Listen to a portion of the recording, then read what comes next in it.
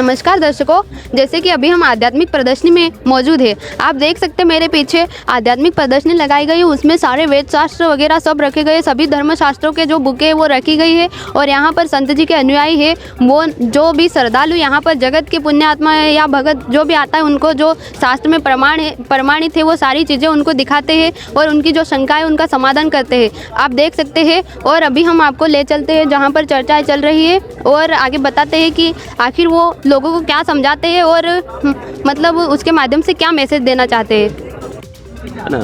देखो दादा क्या है कि अगर मान लो कि अपन परमात्मा की भक्ति नहीं करते ना, तो अपने साथ में बहुत बुरी बीतती है ना।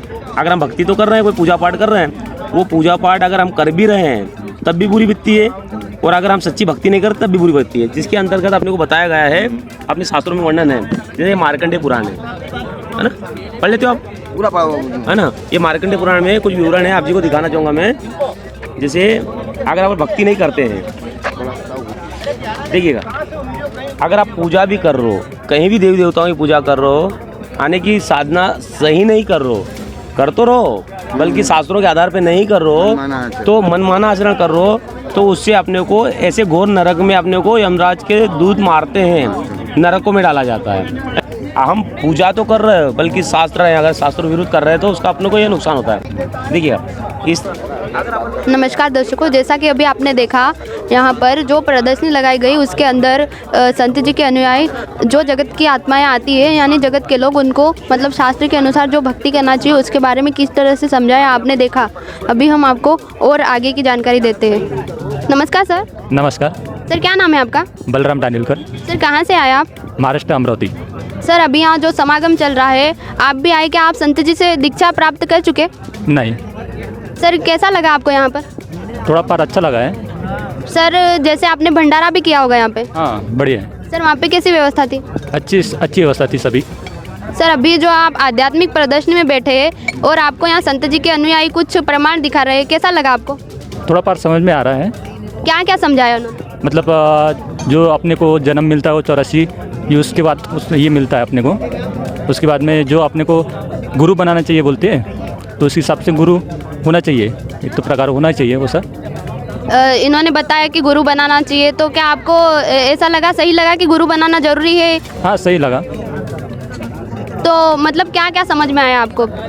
अभी तो थोड़ा पार समझ में आ रहा है, थोड़ा पार नहीं आ रहा है। सर, जैसे कि ये शास्त्र से प्रमाणित चीज़ें बताते हैं सारी, तो कहीं ऐसा तो नहीं कि आपको ऐसा लग रहा हो कि ये इनके मन माने, मतलब मन से जो बताते हैं? नहीं, जो किताब में लिखा है वही बता रहे हैं। दर्शकों, अभी हमने जो यहाँ पर जगत की आत्माएं आई थी, यानी जगत के भाई, उनसे भी बातचीत की और अब हम संत रामपाल जी महाराज जी के शिष्य से भी जानेंगे उन्होंने इनको क्या समझाया और क्या क्या जानकारियाँ दी। नमस्कार सर। सर साहिब जी। सर, क्या नाम है आपका? मेरा नाम सावरमल दास है जी। सर, जैसे आप बुक लेके बैठे हो, इससे आप क्या बताने चाहते हो? देखिए, ये है रामचरितमानस, ये देखिएगा, ये रामचरितमानस है। ये भाई साहब को बता रहे थे हम कि ये जन्म बड़ी मुश्किल से मिलता है, मानव जन्म बड़ी मुश्किल से मिलता है। ये इस शरीर को पाने के लिए देवताओं भी तरसते हैं, देवताओं को बड़ी मुश्किल से शरीर मिलता है। तो ये है उत्तराखंड, ये रामचरितमानस है। गीता प्रेस गोरखपुर है, हनुमान प्रसाद पोदार है। ये कोई संत रामपाल जी महाराज के द्वारा लिखित पुस्तक नहीं है, यही वो धार्मिक पुस्तक है। उत्तराखंड का दोहा नंबर 42 की चौपाई है 3 नंबर। उत्तराखंड का दोहा नंबर 42 की चौपाई है 3। तो भगवान राम बोल रहे हैं कि सोई सेवक प्रियतम हम सोई माम अनुसरण माने जो ही, कि वो ही मेरा सेवक है। इस भाई साहब को हम यही समझा रहे हैं कि अपन भगवान राम को राम मानते हैं, मगर उनकी आज्ञा का पालन भी करना चाहिए, तब भगवान राम खुश रहेंगे। तो इन भाई साहब को हम यही समझा रहे हैं। और फिर अगले वाल कि वो ही मेरा सेवक है, वो ही मेरा प्रिय है, जो मेरी आज्ञा का पालन करेगा वो मेरा भक्त है।